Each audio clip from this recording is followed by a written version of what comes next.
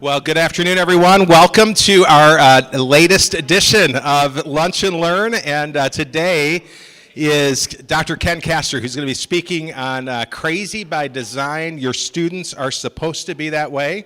And we were just talking over there and said maybe the follow-up book for students is called Crazy by Design. Your parents are supposed to be that way. And we may have to teach that at our student ministry, because sometimes we know it goes both ways, right, with parents and kids and grandparents. And so it's great to have you here. If this is your first Lunch and Learn, we do these every single Thursday. And we have, with the exception of, is it next Thursday? Is that National Day of Prayer Day? Or no, the Thursday after that. Thank you. Thank you for helping me out here. I'm looking at where are we at next week, folks? Oh, Lynn Richter. Lynn Richter is going to be speaking next week. And she's going to be talking about dealing with people in trauma. And the reality is every one of us have moments of our life where we go through trauma. Trauma happens in any number of ways. Many have said that our world has been through a collective trauma these past few years with COVID and with just everything happening in the world. And we have some in our lives who are in a season right now of trauma where we feel maybe a little bit helpless. And maybe it's because we're still getting over our stuff. And maybe it's because of something else. But next week, I think will be a really healing time.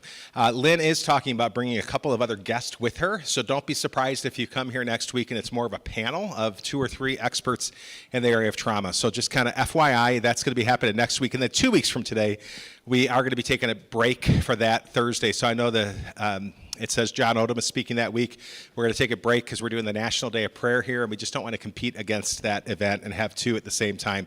But then we're back on, and they're going to be happening all summer long. And if you go to the familyresource.info webpage, by the end of next week, you should see that whole summer schedule up there. And we're really, really, really excited about the speakers who are coming this summer, the topics that are going to be happening. There will be a couple of seminars during the summer that you are welcome to bring your teenagers with you too. There's going to be one on budgeting that would be super helpful for those of you who maybe have kids who are ready to enter college or they're getting their first job, and we're like, hey, we could use a little bit of help there.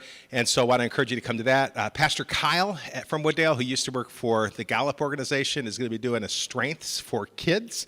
And so as parents and kids, how do you help your kids discover the strengths that God has given to them? And that's going to be happening in August this summer. So just a couple to be aware of. There's even going to be an introduction to pickleball, kind of super fun lunch and learn, where you're going to actually start in here and you're going to end up outside. And so we'll talk about that. That's happening in June. So it's going to be a great summer. Our speaker today is no stranger to Wooddale Church. He, long before he was in the staff of Wooddale, was a friend of Wooddale Church who filled in for us as a professor at Crown College of Youth Ministry, would come when we needed some help in the interim period between high school pastors, or as a guest speaker, as a mentor to many of our next gen team. And God brought him to the staff of Wooddale Church, and really he's been an incredible gift. And he oversees everything next gen here. So think from birth all the way up until college, and works with our academy team as well. And we're really blessed to have him. Ken is married. He's got some wonderful kids. He has been in ministry all over the place. But most recently, again, before here, is the professor of youth ministry at Crown College. You're going to see he's creative. He's an author. He loves the next generation. And we are so blessed to have him. Would you welcome Dr. Ken Castor up?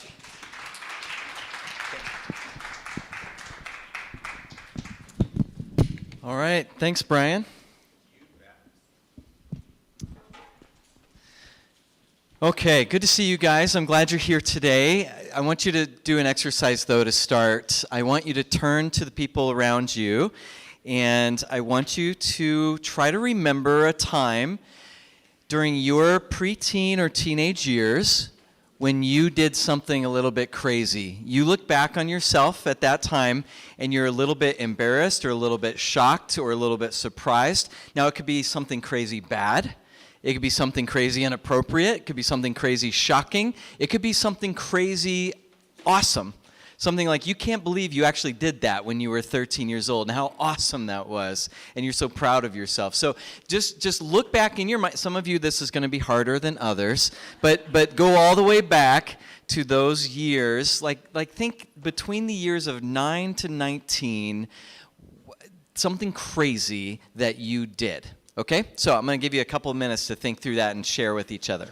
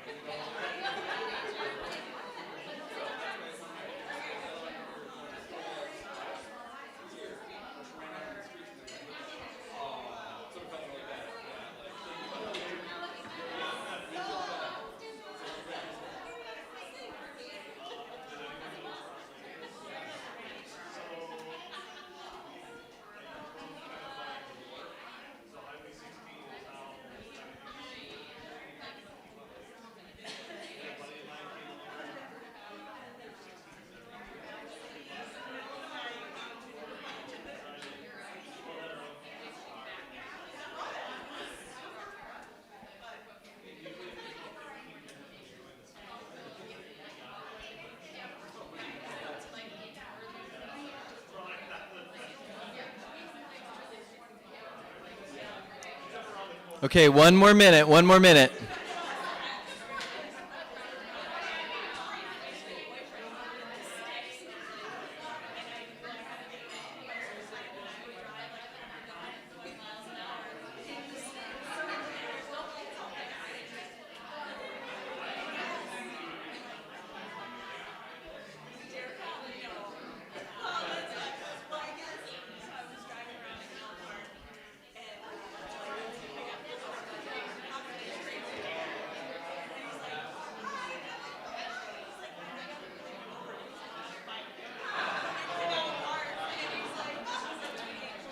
Okay, 5, 4, 3, 2, 1.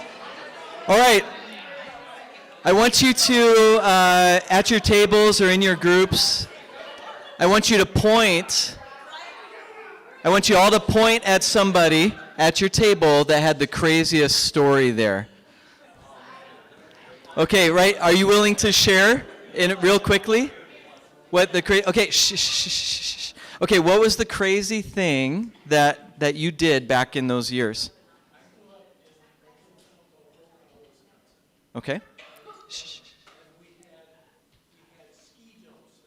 Okay, ski jump in Wisconsin.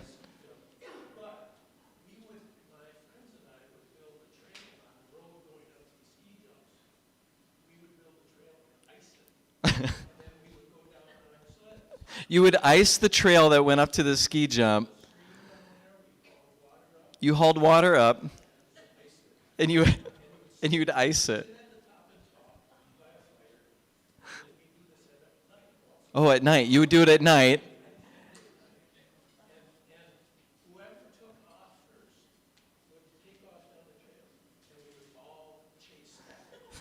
So wait. So how old were you when you were doing this?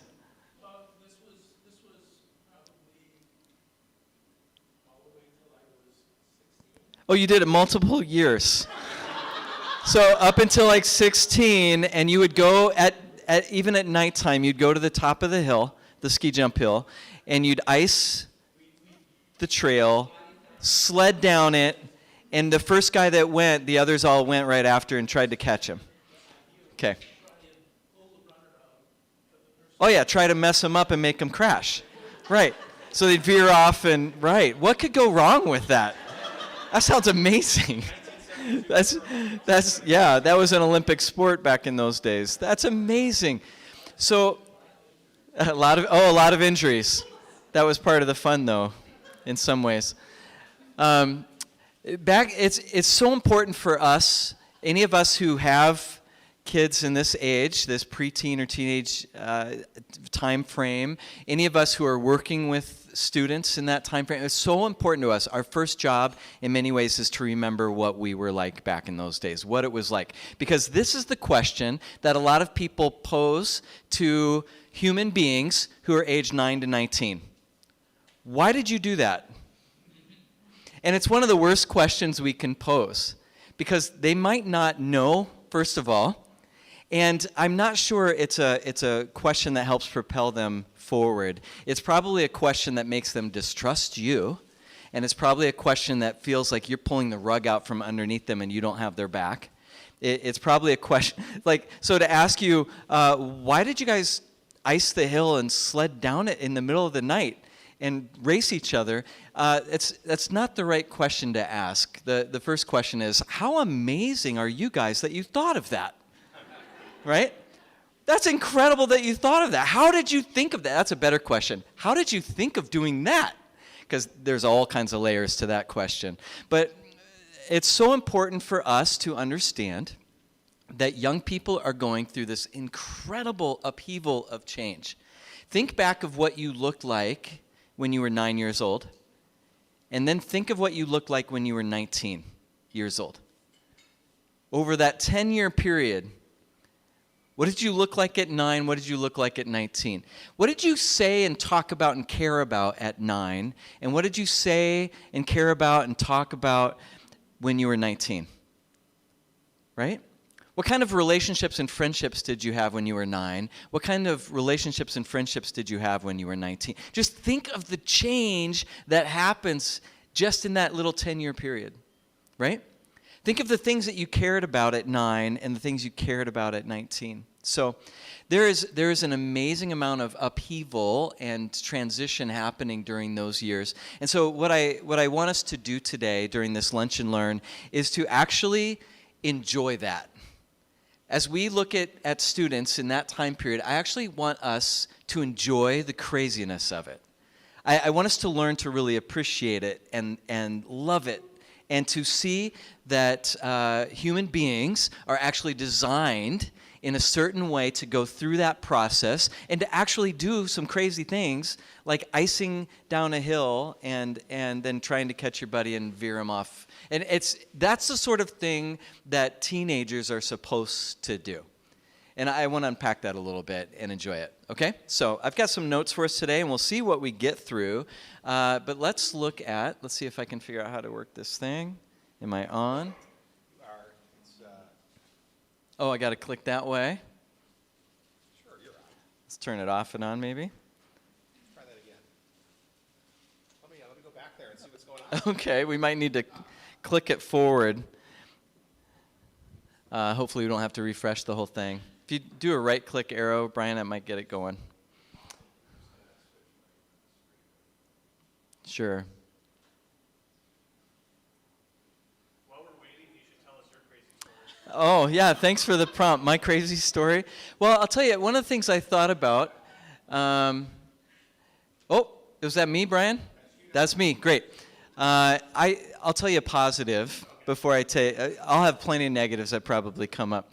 But I look back on being 14 years old and I was playing soccer a lot. That's back when my small stature was still okay on the soccer field, before I started to get my nose broken every time I went out and played soccer.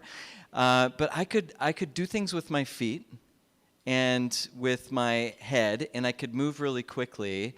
I was really coordinated at 14, and everything just seemed to click into place for me, and I was a really good soccer player. And I look back on those times, I could not do now, I'm almost 51, I could not do now what I did at 14. And I just look back on them and go, dang, that was pretty impressive that I could do those things at 14 years old. That's incredible. And now the workload, the effort, the mental process that I'd have to go through to be able to do what I did at 14, physically I probably couldn't either, but I was in many ways a more impressive human being at 14 than I am now, right? So, and I don't want to forget that. So let's see what happens here. And come on. What did I do? I lost it, huh?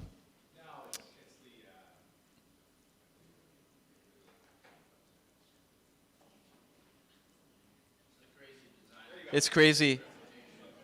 Oh, is that me? That's me. Now I'm back. So it just freezes up sometimes. So everybody, this is Norma on the screen. Say hello to Norma. Good job. Well done. Audience participation. I'm going for that today. Okay. So this is Norma. And imagine Norma at 9 years old and imagine her then at 19. So here she's kind of halfway between. All right. So she's like maybe 14, 15 years old in this picture. She's halfway between these amazing developmental years. And real quick, just shout out loud, what sorts of things is she going through in her mind right now? What's she thinking? She's got angst. What do my friends think of me? She has angst. What do my friends think of me? What else is going on here? My parents don't understand me. Why are you taking this picture? Yeah. She's got a lot of stuff going on in her. She's surrounded by a couple of friends here with a lot of stuff going on in their lives. Physically, she's different than she was 2 years ago. She's a completely different person physically than she was 2 years ago in this picture, right?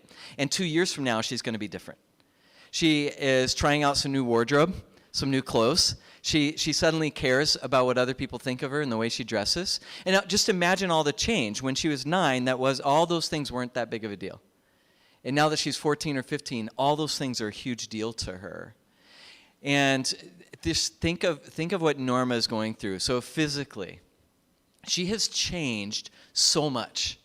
Once puberty kicks in, the body starts doing some dramatic things, and everything changes. Her complete 9-year-old frame is now a young woman's body, and it's growing. Okay? She's going through all kinds of cycles and changes and upheavals, and then related to that are feelings and emotions and thoughts and reflective thoughts that happen because her brain is now developing and it's thinking reflexively. She's having new social dynamics because for the first time in her life she gets to choose her friends, whereas before her parents chose her friends. And so now she's going through this wrestling of who are my friends? And maybe I don't want my parents to tell me who my friends are. She's going through all this dramatic upheaval. Physically, her body has changed. Cognitively, mentally, her mind has changed. She's having new thoughts she never had before. Sometimes parents will say, "Why are you freaking out about this situation?" And it's because they've never had this situation before. They've never had to think about this situation before. They don't have a track record of thinking through what just happened. Whereas those of you who are in your 40s and are parents, you've had 30 years of track record of that same situation. Oh, yeah, you're now a pro at it, right? And you forget what it's like to have this experience for the first time. And so mentally, you're working on that. Emotionally, this affective development, emotionally, new emotions they've never had before. Oh, I might like that person. Oh, I don't like that person. I don't trust that person.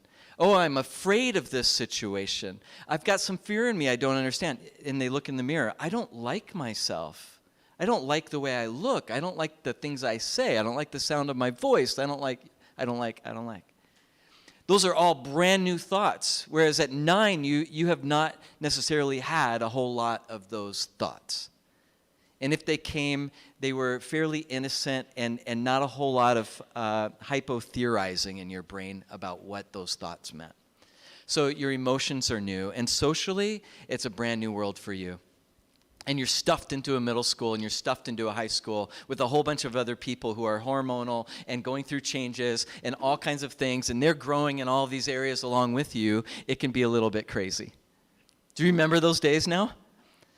Is your stress level going up as you're thinking about those days? Anxiety is an epidemic among kids in this time period now. I think largely, and I mean this, I think largely because our society doesn't know what to do with kids at this age anymore. We don't know where they belong. We don't know if they should be mature or not. We don't know if they should just be allowed to do whatever they want. We don't know if they should be told what to do. Our society is so confused about what to do with kids in this stretch of time that we don't know if we should empower them and entrust them or if we should clamp them down and tell them to behave. So if our society doesn't know how to handle young people, Imagine that the anxiety level of young people is just increasing, and they have to go try to figure out how they're supposed to handle these years because the rest of society isn't really helping them along the way. So adolescent development is not a product. It's not like they go through this and at 18 they're a fully formed adult. I'm looking around at everybody in this room, and no offense, but none of you are actually fully formed. None of you are done growing. None of you are done developing. None of you are done learning. Every single one of us, whether we're 8 or 18 or 80 years old, we are in a process of learning what it means to be designed, what it means to be a human, what it means to be a follower of God, what it means to be a husband or a wife or a parent or a son or a daughter or just a neighbor. We're all in process constantly of learning. It just so happens that between 9 and 19, you're learning like crazy. There is no other time of life except for that newborn infancy time, infant, toddler time, when people are growing this much. Isn't that wild? By the way, we have an amazing academy that deals with this other group of people that are on this dramatic trajectory of growth. If you want to talk about who the smartest people on the planet are, it's newborns and toddlers and teenagers. They're the smartest people on the planet.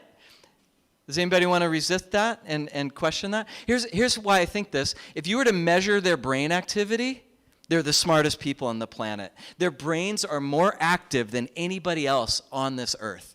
The most active brains are infants, toddlers, and teenagers. Their brains are more active than anybody else. By the way, before you think you're better than a teenager, after puberty's done, your brain cells start to die.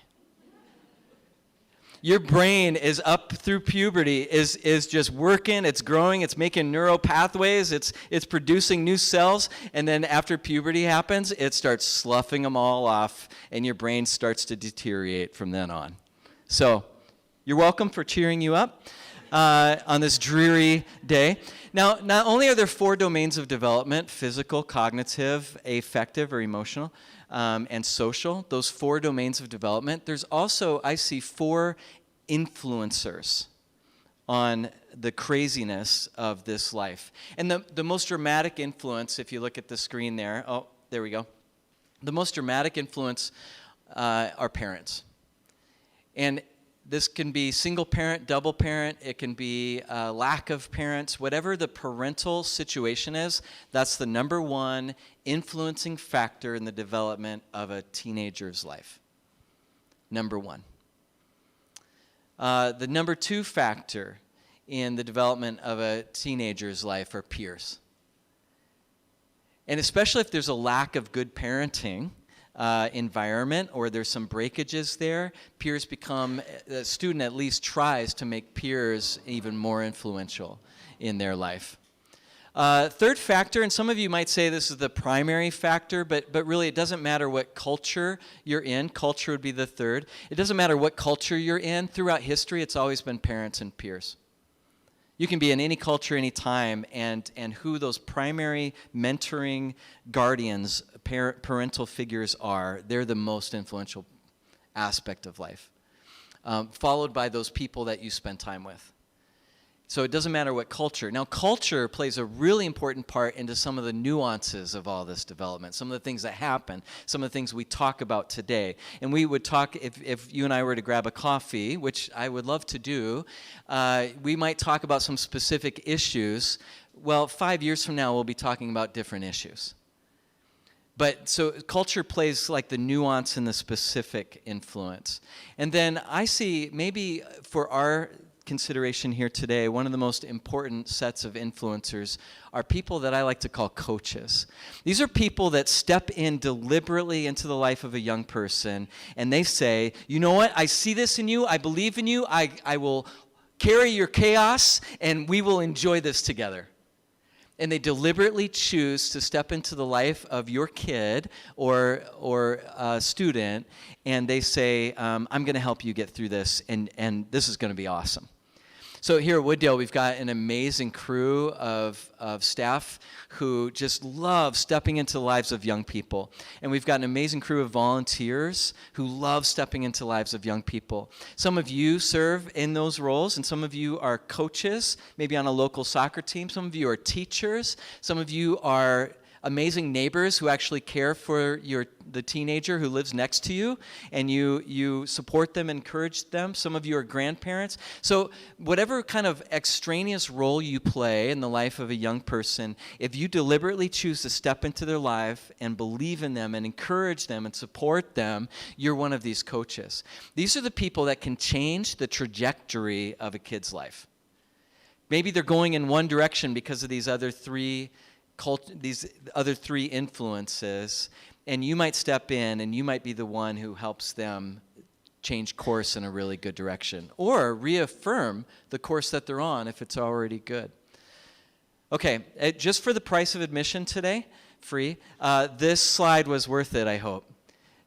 We could just spend an entire semester just on this one slide. And so I want to unpack this a little bit. Did you write these down? So write these down because I'm going to give you a quiz.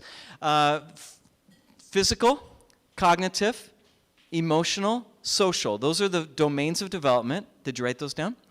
Okay. And the 4 influences: parents, peers, culture, coaches. Okay, I'm going to show you a video and I'm going to give you a test. I want to see if at your tables you can identify some of these pieces in the video that I'm about to show you. So I'm going to show you a video that some of you might need some Kleenexes for. Just warning you. Some of you are heartless and it won't bother you at all. But some of you are going to need some Kleenexes because you're a good, decent human being. So this is a commercial I'm going to show you, and I want you to, as you're watching this commercial, I want you to look for the physical development in the life of this teenage girl, okay? And then I want you to look for some cognitive development. What is she now thinking that maybe she didn't think when she was 9? And then I want you to look for the emotional piece, the emotional development. What is she feeling over this developmental process? And then I want you to look at the social piece. What social experiences does she have over this developmental process? Okay, does everybody understand the homework? And then after the video's done, you can talk at your table for a minute, then I'm going to ask you for some feedback, okay? So this video is a commercial, and I'm going to tell you it's a sad commercial. It's a young adult woman, maybe early 20s. She's bringing her dog to the vet. Her dog is really old, and so you get the impression that it's time for the dog to be put to sleep, okay? So I'm just warning you. And then the commercial is going to go backwards in time in the life of this girl and her dog, all the way back. Okay? I know, I'm sorry. But I want you to look for the developmental pieces in here. This commercial just gets it. It gets it so good, what is going on in the life of this young girl, to get to the place where she's now a young adult person in her early 20s. So, and then I do have to warn you, the very end of the commercial is absolutely aggravating. So you're going to be all a mess. You're going to be a puddle of emotions, and then the commercial is going to try to hook you, and you're going to get so mad you're going to want to go against the goal of the commercial. Okay, I'm just warning you there. You can talk about that at your tables. I'm not a therapist. So let's play this video, Brian.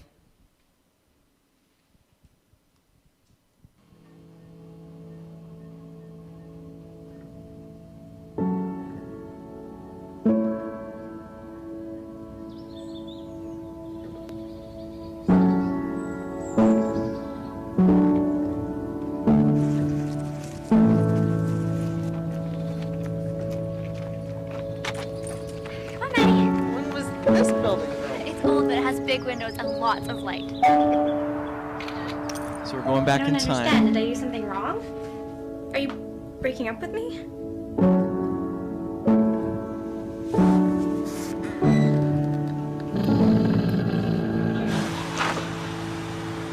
Slow and steady.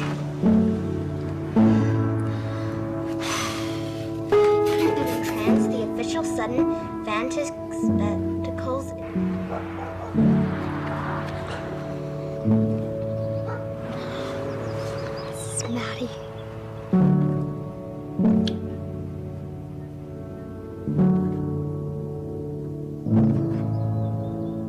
best friend for life's journey. Chevy. All right, talk at your tables. Talk at your tables about the development that teenage girl went through over those years. You have a couple minutes.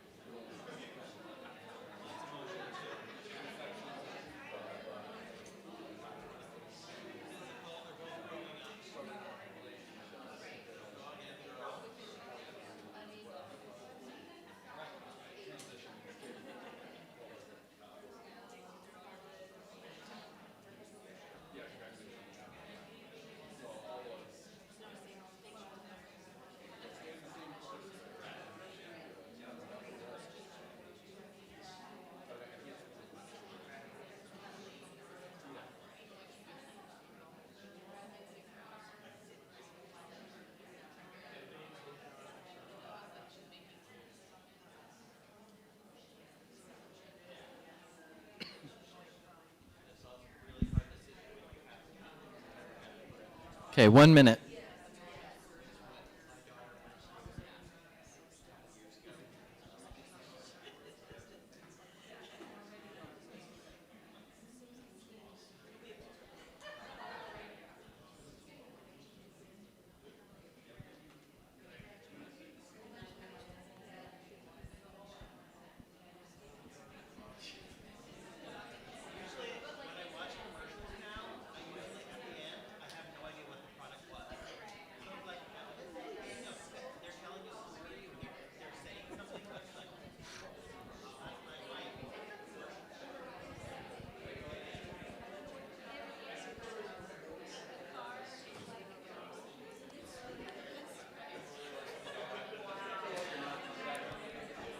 Okay, 5, 4, 3, 2, 1. All right, you guys. Let me hear some of you. What are some of the developmental pieces, physical, cognitive, emotional, and social, that you saw in that commercial? What did the commercial get right? Who's got an example? Yeah?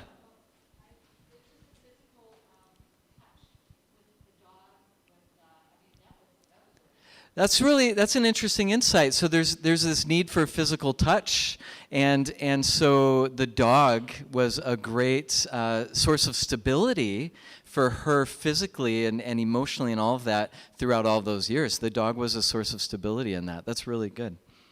What else did you see there, developmentally?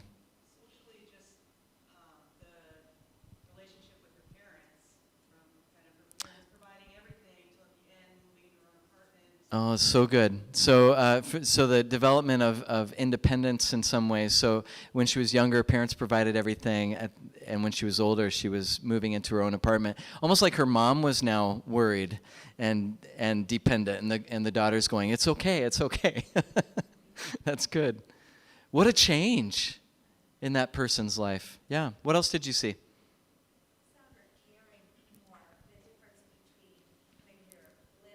Uh-huh.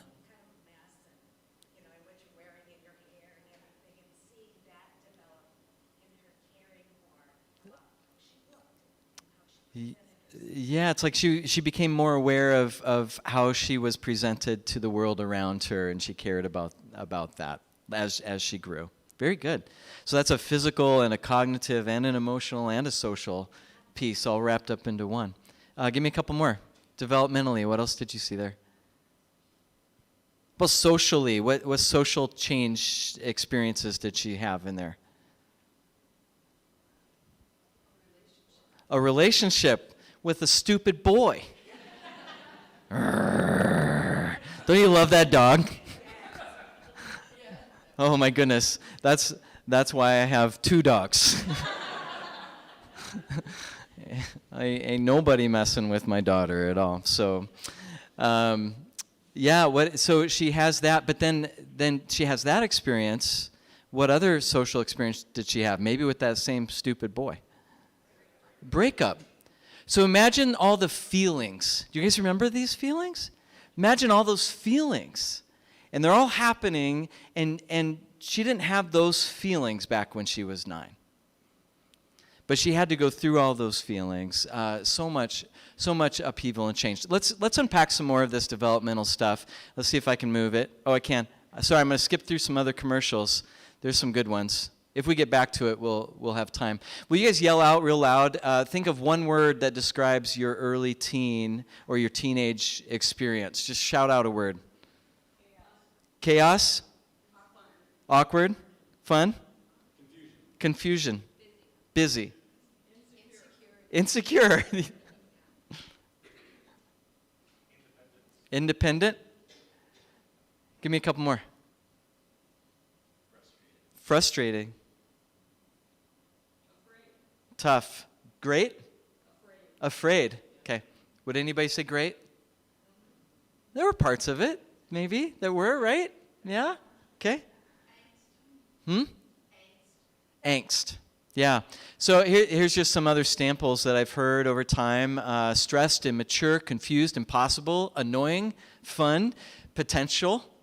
Think of the potential. Do you remember feeling that? Like, oh my goodness, all that I could do. Do you remember that? And sometimes as we get older, we have a tendency to become a lot more pessimistic about that thought. When maybe that's a thought that should never leave us. That's interesting. There's something beautiful about this developmental time when they actually think things are possible. And that might be a more mature thought process than we are willing to admit or want to admit today. Potential, emerging, scary, unpredictable, spontaneous, nerve-wracking, responsibility. Remember that word? Didn't you hate that word? Some people love that word during those developmental years, though, and they're really good at that. Well, here's one of the things that's going on. I picked this up from a friend, Marco Stryker. He's got a book called Youth Ministry 3.0, and he discusses how there is this amazing developmental process that's happening. And so from birth to 2, people are sampling. Human beings are just sampling everything at birth to 2. If you have a set of car keys and you give it to somebody who's 0 to 2 years old, what are they going to do with the set of car keys? Put it in their mouth. You all knew that. So from 3 to 7, they're really beginning to test. It's like, no, no, why? No, why? And you set a boundary and then go past it, right? And so this is part of being human is can I actually trust the person that's giving this to me? And I'm going to push it a little bit here and try to figure this out. Sometimes it steps into some nasty disobedience. Sometimes it's kind of a rather innocent curiosity, and sometimes they find that the boundary was wrong. Sometimes they find that the adult was wrong. Sometimes they find that nobody's telling them what they just did was wrong, so they just keep going further. And so having the right kind of boundaries, we all know for a 3 to 7-year-old, having the right kind of boundaries in place and keeping those consistent and following through with them and not putting the wrong boundaries in, but putting the right ones in and being consistent is really important to the developmental process of a young kid, right? We all know that, right? I hope. Our society seems to be forgetting that sometimes. But we all kind of know that. And then the goal is, in human development, around this time of 8 to 10 years old, kids are making conclusions about life. If you ask an 8-year-old what they think about life, they know. They don't sit there and wrestle. They don't go, well, I don't know. I don't understand all these things going on in my life, and I don't know who my friends are. And so 8-year-olds usually have pretty firm conclusions about life. And it's almost like in that moment, God says, oh, kid, you've got it. This is just the sort of person I want you to be. Now, I want you to go even deeper. And so he triggers this thing in the brain that launches puberty into action, and it's like God just messes with the whole thing. And many times I've said, God, why would you do that? And I think it's because he wants us to know what it's like to have the faith of a child and to have the innocence of a child, but he wants us to be really deep people. He wants us to choose to go really deep in life with him and how he's created us. And so I think that's the reason for puberty. I can't prove that theologically, but I see God's design in that. Because here's what happens right after that. Do you remember being 11 to 14 in middle school? You start the whole process over again. Your fingers are in your nose in middle school nonstop, and then you taste it. I'm not trying to be gross. That is gross. And you guys see it all the time, don't you? I mean, don't you tell your 11-year-old all the time, don't put that there? They're sampling things. It's like they've never seen their fingers and noses before, and they begin to investigate that. Or they begin sampling new tastes. Every junior high kid loves energy drinks because it's like, oh my goodness, this is awesome. And they sample it, and they sample it, and they sample it, right? They sample new foods, new experiences, and then as they go through all this sampling, they sample friends, they sample relationships. They're going through this sampling process where they have to then move eventually into this testing phase. For many of you as parents, these are rough ages. It could be 13 to 19. It could be 13 to 17. It could be 15 to 19. But at some point, your teenagers really start to test. And they go, no, why? No, why? No, why? Make me, why? No. And it's this testing process, and some of it is because they're trying to figure out what actual boundaries should be there in their life, and so they're testing the boundaries. So some of it is a curiosity and a research, and some of it is because they want to see if you actually love them and are going to keep some important boundaries. Some of it is because they are just going to ram right through the boundary because they had forgotten it's there. So they're going to test, and they're going to test you in that process. So if you give a 15-year-old a set of car keys, they're not going in their mouth. They're going to actually test to see if they can do something with these amazing car keys. And they're going to take tests to prove that they can do something with these car keys. It's a time of testing. It's a time of ACT and preparing for college. It's a time of all kinds of tests. Kids start taking personality tests during this time period because their personality, they're testing who they are and what they're all about. It's this amazing time of testing. And then hopefully, as they get through these years, they'll move into a time of concluding, right? But think of the difference between an 8 to 10-year-old. They've made conclusions in life. You wouldn't give them a set of car keys and say, go for it.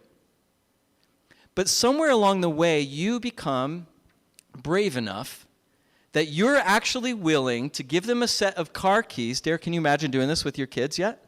You give them a set of car keys, and then you are so trusting and willing, you sit in the other seat, Amanda, and they take off down the driveway with you white-knuckling on the dashboard and your feet down on imaginary brakes.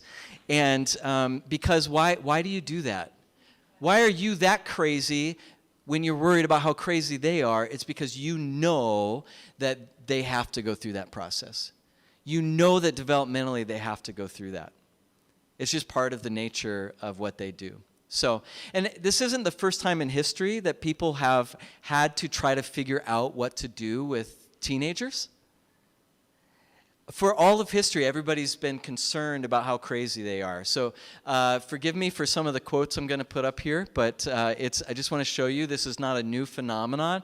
This is not a cultural thing. This is actually part of historical human development. So Aristotle didn't have the word teenagers, but he was talking about adolescents and kids in this time period, and this is how he described them. He said they are fickle in their desires. Does that describe any teenager you know? Fickle in their desires, which are as transitory as they are vehement. One day I remember my daughter was just telling me she loved me. She was just adoring me, and she was talking with me. We had a great relationship. And then I don't even remember what the question was, but I asked her a question, like, how was your day today? It was like an innocent, innocuous question, right? And she just, it offended her, and she got all worked up. You don't even know who I am, and stormed away and slammed the door. I was left there in the dust going, what just happened? We've laughed about it since. On the good days, we've laughed about it since. And I get it. And Aristotle must have experienced that himself. He must have been like that himself at some point. before you get mad at that teenager, by the way, for storming off and slamming the door, take a deep breath and realize, oh, they just had a thought or an emotion that they've never quite had before. I've had that same emotion of wondering if that person just offended me, or, hey, that's raising up some scary things in me that I don't want to talk about, or whatever the thought and emotion is. You've had 30, 40, 50, 60 years of working on how to handle that thought, because you know you still have that thought today. You know you still have that thought of, oh, that kind of offends me, or oh, that makes me worried, or oh, I don't want to talk about that with you right now. You still have that thought today, but you have all these years of practice of handling that thought. Hopefully you've matured and are handling that thought well. But maybe a 13-year-old hasn't had the practice at that, so model it. Don't go storming up, hey, don't treat me like that. Don't go storming up and give them the same thing that you're mad about. Don't act the same way as the thing that you're mad about. Don't be offended and act all transitory and vehement and fickle in the way you were just interacting. Be somebody who's modeling some stability through it all. Here's what Shakespeare said. Forgive me for this, but it's what Shakespeare said. Adolescence is a time for getting girls with child, wronging the ancientry, and stealing and fighting. There really has never been a time in history where people looked at teenagers and thought, they're amazing, they're incredible, they can lead the world.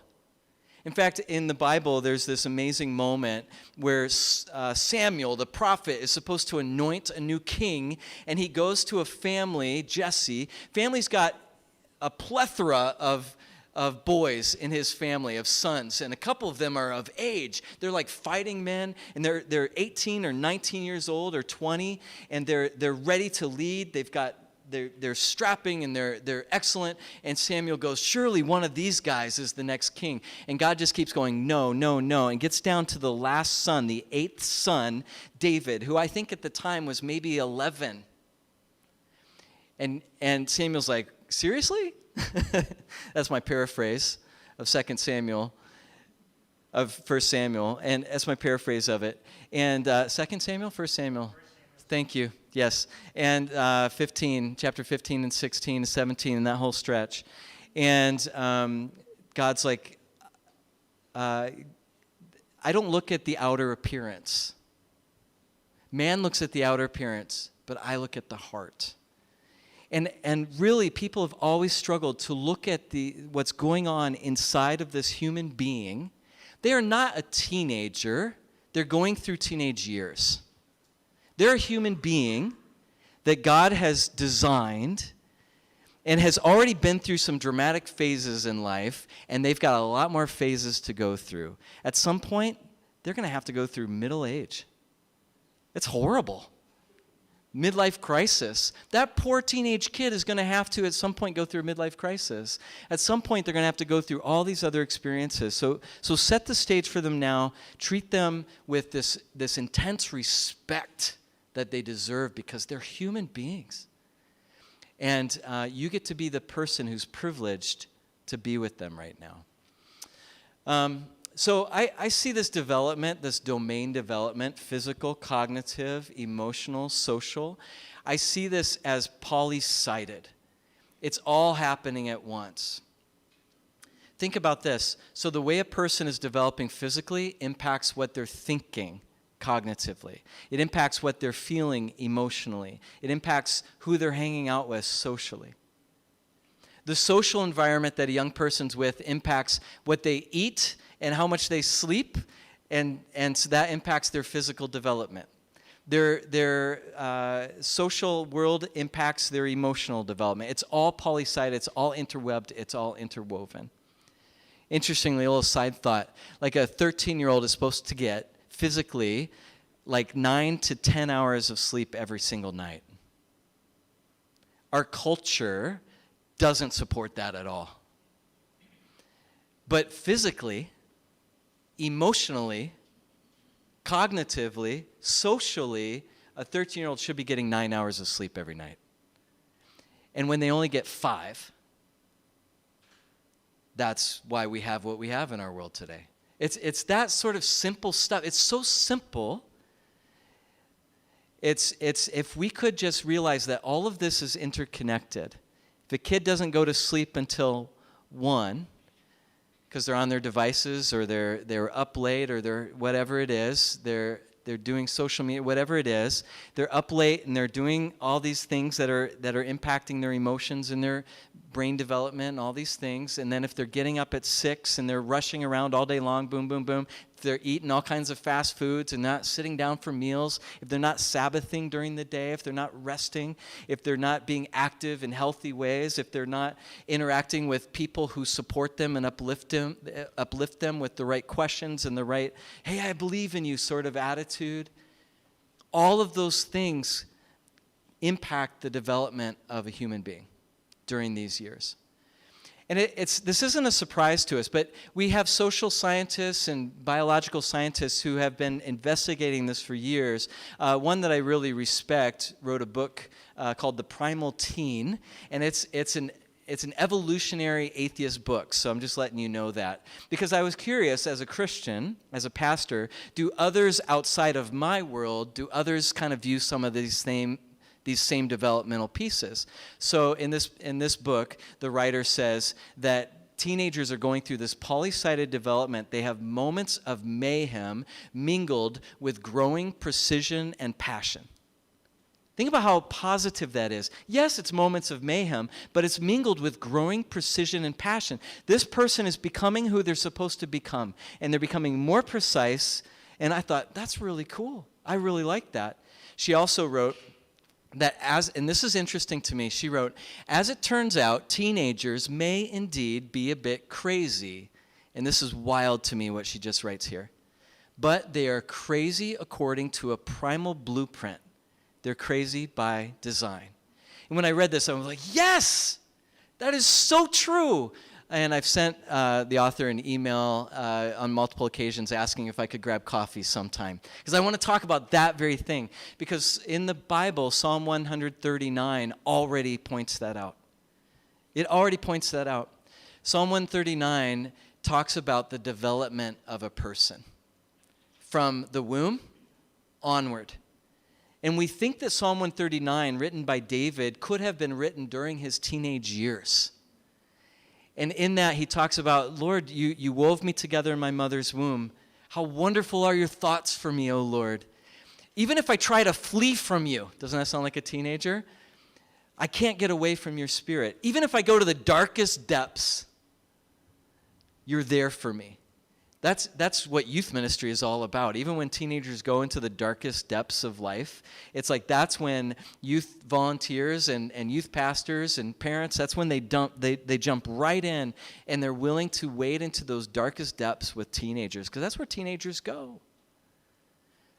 But even if they're at the greatest moments in life, that's also where God is at. And it's just this beautiful psalm. And I encourage you, any of you who are parents, I encourage you to, every day for the next week, take Psalm 139 and insert your child's name into Psalm 139 and pray for your child reading their name through Psalm 139 the whole way through. And it'll burst your heart for those kids. It's a wonderfully complex, that's what Psalm 139 says. Lord, you made me wonderfully complex. And if that's not a phrase that describes teenagers, I don't know what is. They are wonderfully complex. And it's something to be thrilled about and to jump in on. Deuteronomy chapter 6, by the way, and I'll end with this today. Notice that I didn't have faith as a separate domain.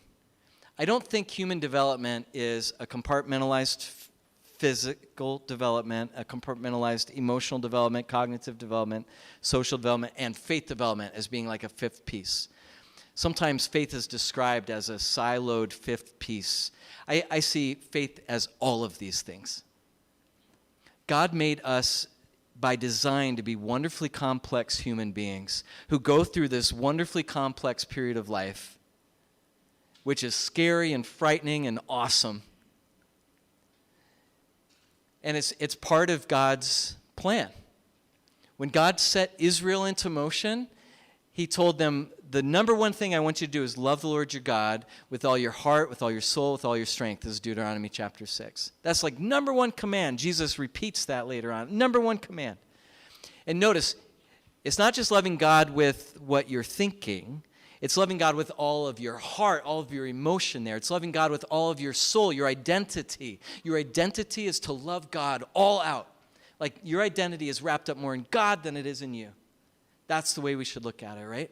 And all of your strength, all of your physical development. Love God with that. So that's the foundation. So all of who you are, all-encompassing, holistic, polysided. And then God says to the nation of Israel, and here's how I want you to raise the next generation. I want you to impress my commandments on your children. Whoops. Oh, it didn't pop up there for me. But notice, imagine a whole bunch of other red dots on the screen. Look at the activity. Oh, go back.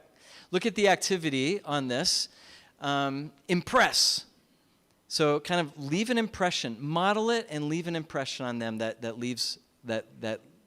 changes them. Talk. So we've got to be communicating, we've got to be talking. And when do we talk about who God is? It's when we're sitting at home, when we're walking along the road, when we're lying down, when we get up. Think of the activity of that. When is that? Talk when you're sitting at home. We've got to have times with teenagers during this time period of life where we actually have time at home together talking. Maybe number one issue in our culture in some ways. We've got to talk about this when we're going along the road. I mean, how many of us commute our kids to school or to soccer practice or to band or to youth group or to things like that? And what an amazing time. Or go on vacation, we're in the car a long time or on a plane. So when we're going along our ways, we should be talking about things of God and talking about life and how God's mapped it all out. When we lie down, so when we're going to bed, bedtime in a way in our homes should be a place where God still is we're aware of God's presence and what he's doing in our life. When we get up, first thing on our minds in our home should be this. Tie them as symbols on your hands. So in other words, everything we do with our hands, the activity of our hands, is influenced by what God wants us to be doing. Bind them on your foreheads, everything we're thinking. So do you see this? Physically, cognitively. Write them on the doorframes of your houses and your gates. Everywhere you go, in and out, this should be saturated in the ways of God. So God's already set up the pattern for us for physical, cognitive, emotional, social. He understands it. He gets it. And I think when God looks at young people, he's thrilled. He loves the chaos, and he says, that's right where I'm going to be. I'm going to be right in there with you, and I'm going to believe in you enough that I'm going to walk with you through all of this, and I can't wait till you see what's on the other side of this weird thing called puberty. So let me wrap it up with that. Brian, I'll invite you up to close us, and I would love to carry on any conversations with any of you as you'd like. As you can see, there is a ton more material I'd love to go through someday with you. Maybe a future Lunch and Learn. Absolutely. Can we have him That's back good. for another Lunch and Learn? That was awesome. I love when Ken speaks because there's so much richness there. There's so much content there, and we will have him back. Normally we do a giveaway. The giveaway this week is for all of you because you've been asking, is there a way to see Lunch and Learns that we missed? And so 3 weeks ago, we started recording these, and today you can go to familyresource.info, and there's a brand new video link, and you can go back to the last three, and Ken's will be on there probably later today. And so the giveaway is for all of you today. You all get access to the Lunch and Learns week in and week out. We're going to continue to put these up there. So right now we've got John Odom's, Heather Fleece's is up there, and Daphne Damaris from last week on mental health. And so great content. Familyresource.info. And so that website's just right on those green cards on your table too. So if you take that, and the bottom of the green card there is the website. So thanks for coming. Ken, can you stick around for a couple minutes, or are you off to another meeting? Okay, so if you've got some questions, want to talk to Ken, he will stick around for a few moments. And thanks for coming. Again, next week we're going to be talking about trauma and how do you help people in your life who are going through trauma. And again, we recognize that takes a whole lot of different forms. Thanks for being here. Have a great week.